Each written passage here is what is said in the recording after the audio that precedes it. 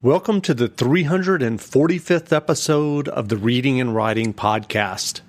Stay tuned for my interview with New York Times bestselling author John Hart, author of the new book, The Unwilling.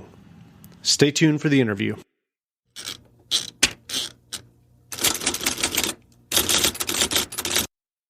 Welcome back to the Reading and Writing Podcast. My guest today is New York Times bestselling writer John Hart, author of the new novel, The Unwilling. Hart is the only author to ever win the Edgar Award for Best Novel consecutively. John, welcome to the podcast. Hey, thanks, Jeff. I'm really glad to be here. Sure. Well, if someone hasn't heard about your new novel, The Unwilling, yet, how would you describe the novel? Well, let me start by saying today's its first day on sale, so don't feel bad if you haven't heard about it. It's the first historical novel I've ever written, meaning it's set entirely in the past. It's set in Charlotte, North Carolina in 1972, kind of a shadow of the Vietnam War era. But it's about a family there. It's about that community, and the young men that are coming home from war, and what happens with this one family in particular when the oldest son comes home after 3 tours and a cloud of suspicion, and he gets sucked into a world of heroin and gun running and illegal motorcycle gangs and does 3 years in prison. And the book opens as he's coming home after that prison stint, and his younger brother, 18, is about to graduate from high school and trying to decide what sort of man he's going to be. Well, do you remember the original impetus or idea that led you to write The Unwilling? I do, actually. I think it's the only book I've ever written that came from a germ of an idea based on something that actually happened in real life. And let me walk you back 35 years. I was much younger, obviously, and driving to the North Carolina coast in a convertible with a beautiful woman in the car next to me, my girlfriend at the time. And we hit an empty stretch of road, and on that stretch of road passed a prison transfer bus with about 15 or 20 inmates on board. The dirty glass, the wire over the glass. And, they're all pressed to those windows to watch the pretty girl in the convertible go by. And I had this strange thought. I mean, even at the time, I was kind of a wannabe writer. But I had this strange thought: what if this beautiful young woman did something to stir the pot, so to speak? And so, in The Unwilling, I have a similar scene with these two brothers, the younger one right out, about to graduate high school, and his brother fresh out of prison, trying to reconnect over an afternoon out, kind of drinking at the lake with some attractive young women. And on the way home, they find a similar stretch of empty road and pass a similar prison bus. It just happens to be the same prison from which the older brother was just released. And one of the women, a girl named Tyra, who is beautiful and venal and prideful and cruel and sexual and all these things, in her drunkenness decides it would be fun to taunt these prisoners. So she stands up in the convertible and puts on something of a show, which leads to a riot on the bus and a bloody beatdown. And 2 days later, this young woman, Tyra, is found murdered. Suspicion turns immediately to Jason, the older brother, because he does have such a history of violence. But what we find out is that word got back to a very dangerous man in the prison who very much wants Jason back on the inside. And so even from death row, he's pulling strings and orchestrating Jason's return. And so that's a big part of the book is, who is this guy in prison, and why does I call him the most dangerous man alive? Why does the most dangerous man alive want Jason back in prison? Gotcha. Well, you mentioned earlier that you had this idea years ago, and that you said that you were starting your writing. What was your writing journey like that led you to writing your first novel? So I think, like most, if not all writers, it began with a great childhood passion for reading. And I give my parents credit for putting me on the path, but I was one of those kids that, I could go on vacation and read, 3 or 4 novels in a week, staying up till 2 or 3 in the morning. So I always loved the escapist nature of a good novel. That's why I read. I like to be drawn out of the world and taken into a new one.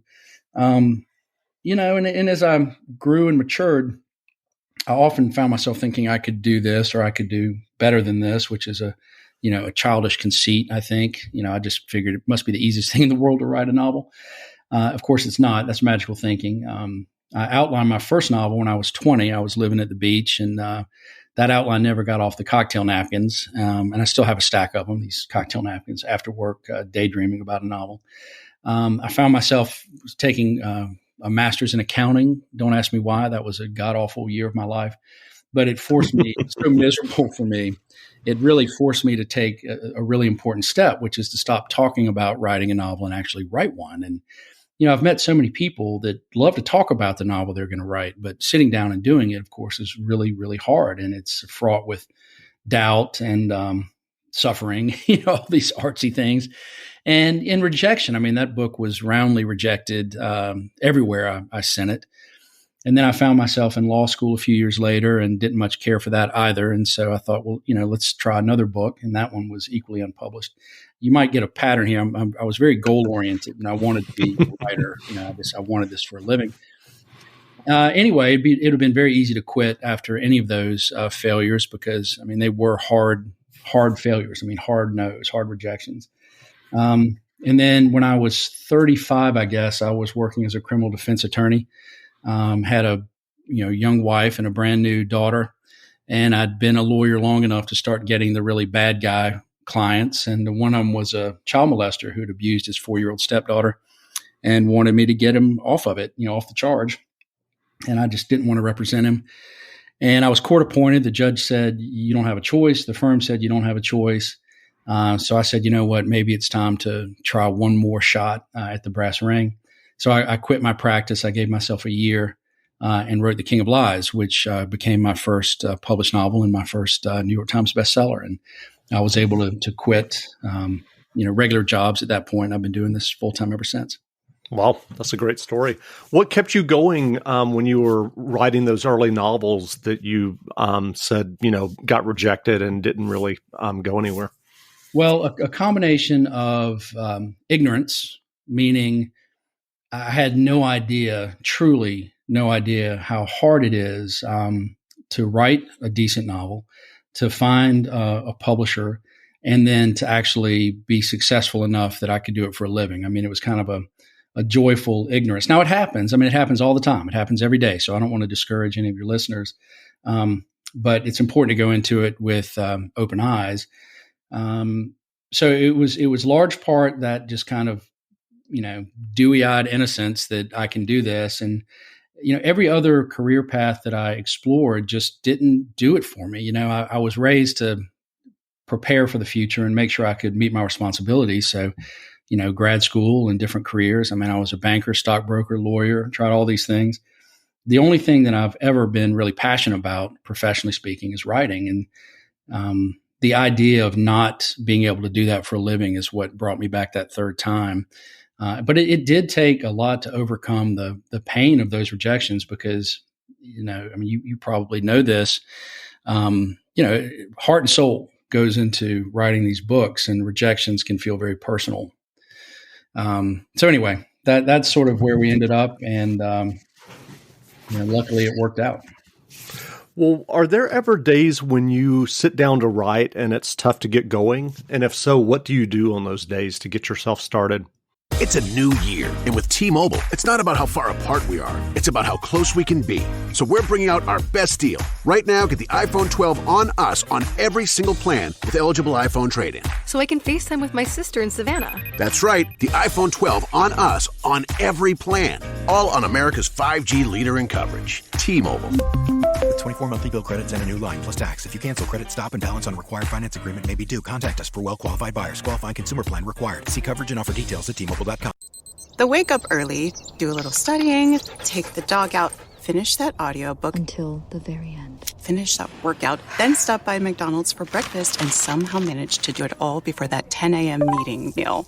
There's a meal for every morning at McDonald's. Mix and match a sausage McMuffin, sausage biscuit, sausage burrito, or any size premium roast coffee. Any two for $2. Price and participation may vary. Cannot be combined with any other offer or combo meal. Single item at regular price.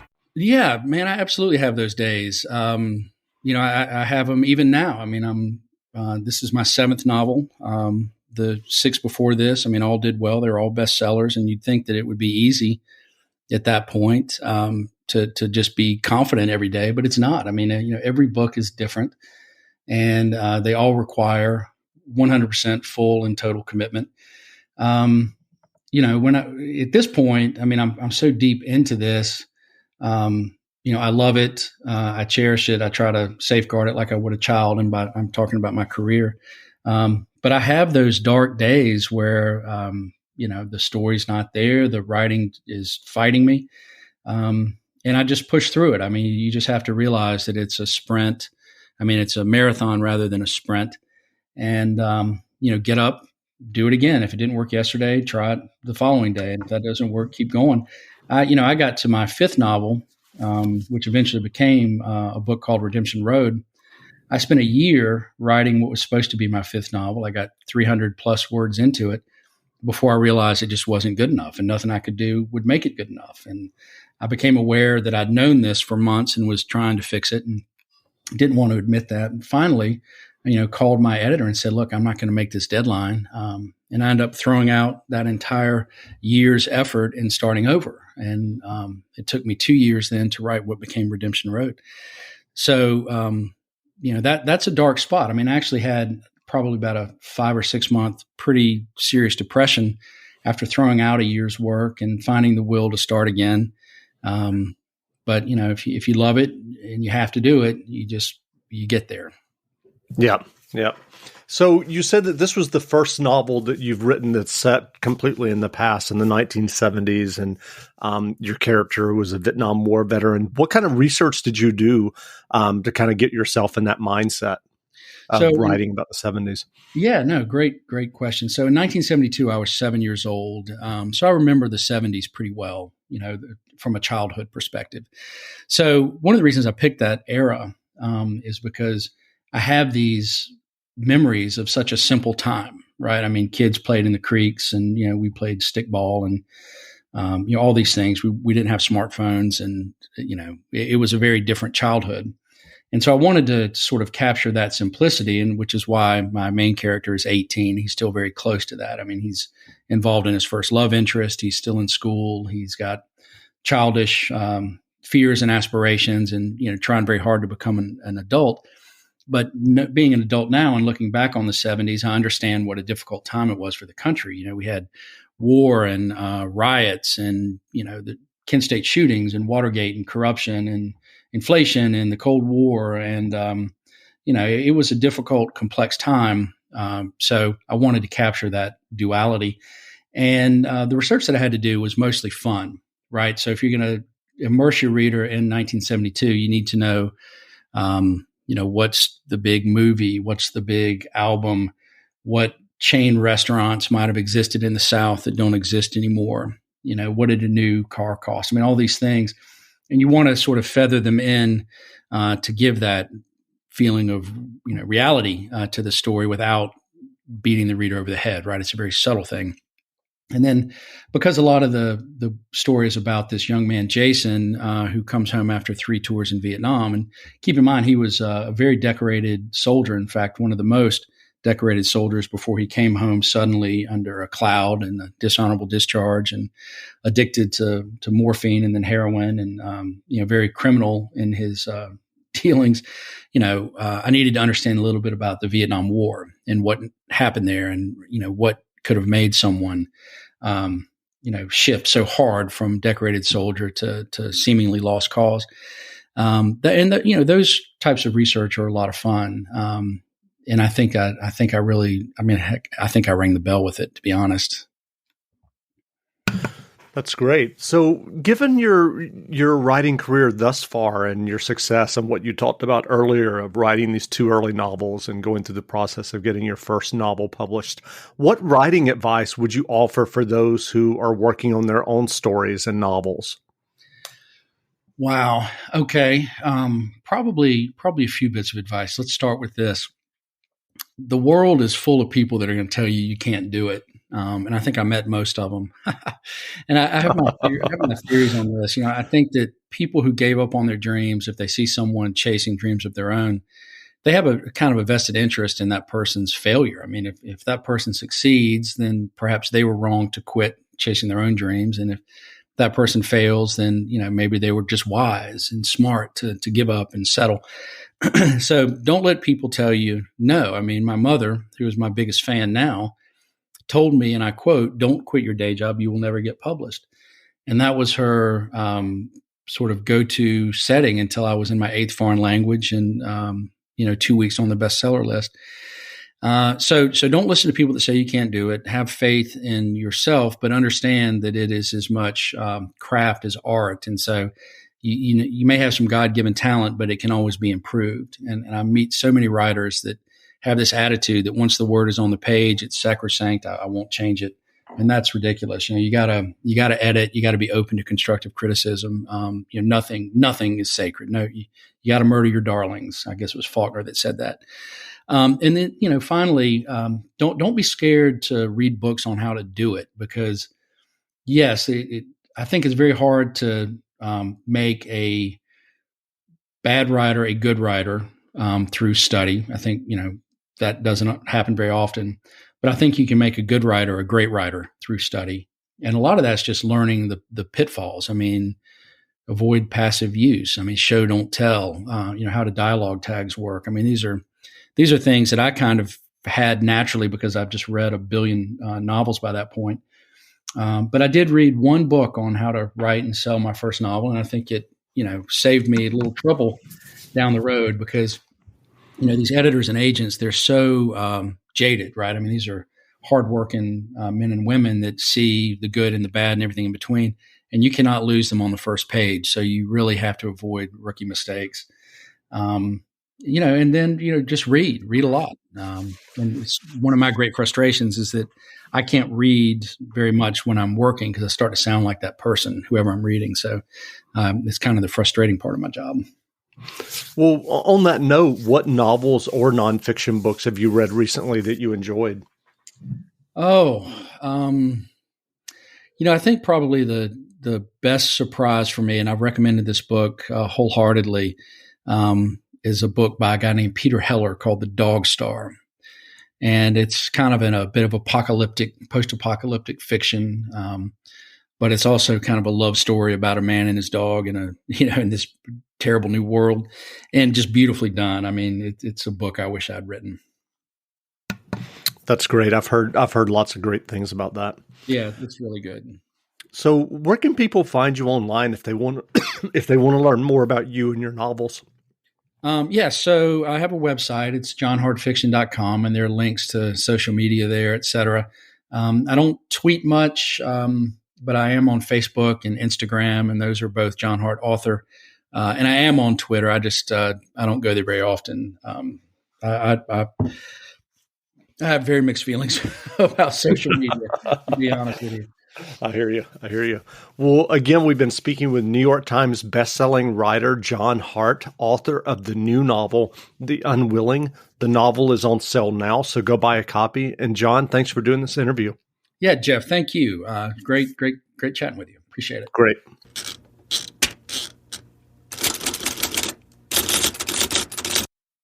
This year has reminded us of the importance of saving for the unexpected. And as a bank, our job is to make that a little easier for everyone. That's why at Huntington, we're so proud to introduce Money Scout.